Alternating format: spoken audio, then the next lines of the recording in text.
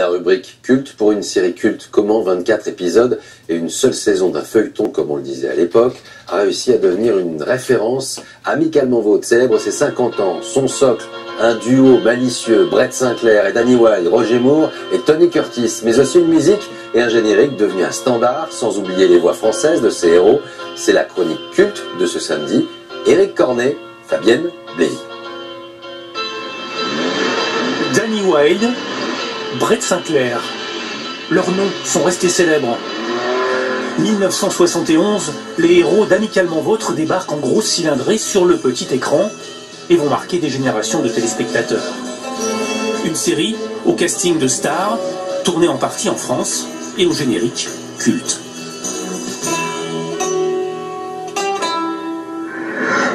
Juste avant Amicalement Vôtre, Roger Moore était le saint. C'est sur l'un des derniers épisodes de cette série que les producteurs vont avoir une idée.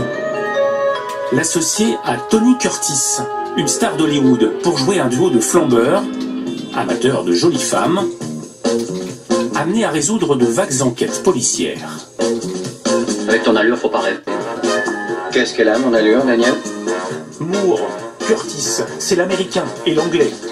L'impulsif, la canaille, face à l'aristocrate, au flegme tout britannique, bref, l'association des contraires.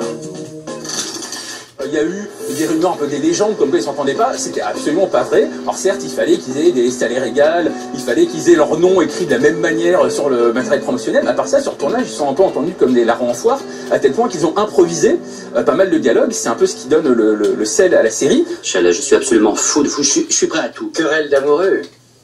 Ah, il manquait plus que lui. Le Lord décadent. Un duo taillé pour l'international, mais c'est surtout la France qui va craquer, et ce n'est peut-être pas un hasard.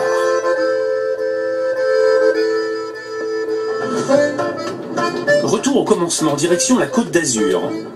C'est là que se déroulent en partie les premiers épisodes. Pour les besoins d'un livre, Didier Liardet a identifié les différents lieux de tournage, comme ce château du XVIe siècle. C'était une grosse production, une des plus grosses sociétés britanniques, et donc ils venaient filmer dans des pays étrangers. La Grande-Bretagne, c'est un peu trop commun pour eux, donc ils ont tourné 6 épisodes dans le sud de la France. Et voilà comment les deux stars se sont retrouvées dans les rues de Nice, sur la Croisette, à Cannes, ou encore à Gourdon, un village de la RPI. Donc ils ont monté la voiture jusqu'ici. Personne ne vous avait dit qu'ils étaient passés ici? Si, parce qu'on en parle, attendez. Oui, on se rappelle, et mon beau-père a été le maire de ce village pendant presque 30 ans.